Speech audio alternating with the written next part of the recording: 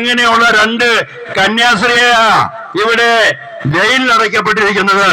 പ്രിയമുള്ളവരെ, ഇത് ജയിൽവാസം എന്നൊക്കെ കേട്ടാൽ ക്രിസ്ത്യാനി ഭയപ്പെടുകയൊന്നുമില്ല. ക്രിസ്ത്യാനിക്ക് അത് പേടിയില്ല. ക്രിസ്ത്യാനിക്ക് അത് പുത്തിരി അല്ല. പ്രിയമുള്ളവർ, ഒരു കാര്യം ഓർക്കണം, ഈ ഇച്ചര പോകുന്ന രാജ്യമല്ല ലോകം. ഈ ഇന്ത്യ എന്ന ഒരു രാജ്യം മാത്രമല്ല ലോകത്തുള്ളത്. ഈ ലോകം എന്ന് പറയുന്നത് എല്ലാ പ്രപഞ്ചങ്ങളും ഉൾക്കൊള്ളുന്നതാ. അതിന്റെ അധികാരി ആരാ? കർത്താവായ യേശുവാണ് ഈ ലോകത്തിന്റെ അധികാരി. ഈ അധികാരത്തിന്റെ കീഴിലാ ബാക്കി എല്ലാ അധികാരങ്ങളും. പ്രിയമുള്ളവരെ, നിങ്ങൾക്കറിയാമല്ലോ, കുറെ വർഷങ്ങൾക്ക് മുമ്പ് റഷ്യ എന്ന രാജ്യം അതെന്ന ബോറിസ് എൽസൺ ആണെന്നാണ് എന്റെ വിചാരം. ഇപ്പോഴെയുള്ള വ്ളാഡിമിർ പുടിന്റെ മുമ്പുള്ള റഷ്യൻ പ്രസിഡന്റ്, അദ്ദേഹം കമ്മ്യൂണിസ്റ്റ് രാഷ്ട്രമാണല്ലോ റഷ്യ.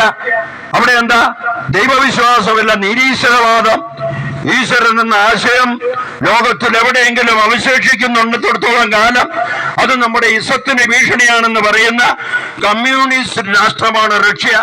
അതിന്റെ നേതാവ് ബോറിസ് എൽസൺ, അദ്ദേഹം എന്താ ചെയ്തത്? അവിടെയുള്ള ദേവാലയങ്ങൾ, ക്രിസ്തീയ ദേവാലയങ്ങൾ ഇടിച്ചു നിരത്തി കുറെ പുരോഹിതരെ പിടിച്ചു ജയിലിലിട്ടു. എന്താ അവിടെ സംഭവിച്ചത് നിങ്ങൾക്കറിയാമോ? അതാ ഞാൻ പറഞ്ഞത്, ഇന്ത്യ എന്നൊരു രാജ്യം മാത്രമല്ല ലോകം. അപ്പൊ എന്താ സംഭവിച്ചത്? റഷ്യയിൽ എന്താ സംഭവിച്ചത്? മിഖായേൽ ഗോർബച്ചോവ് എന്ന് പറയുന്ന ഒരാളെ നിങ്ങൾക്കറിയാമോ?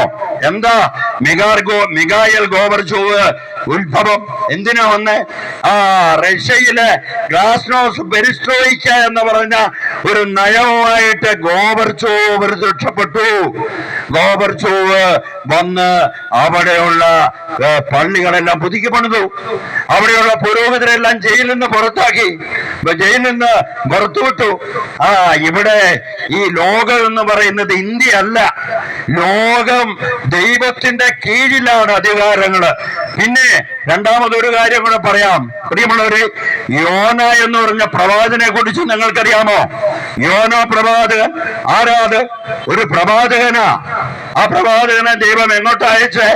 നിനേവയിലേക്ക്. യോന എങ്ങോട്ടാ പോയേ? നേരെ താർശീഷിലേക്ക്. ദൈവത്തിന്റെ പദ്ധതിക്ക് വേണ്ടി വിളിക്കപ്പെട്ട യോന അത് നിരസിച്ചപ്പോ യോന കേറിയ കപ്പൽ എന്താ ചെയ്തേ? കടല് ക്ഷോഭിച്ച് കപ്പല് മുങ്ങുന്ന കോലത്തിലെത്തി.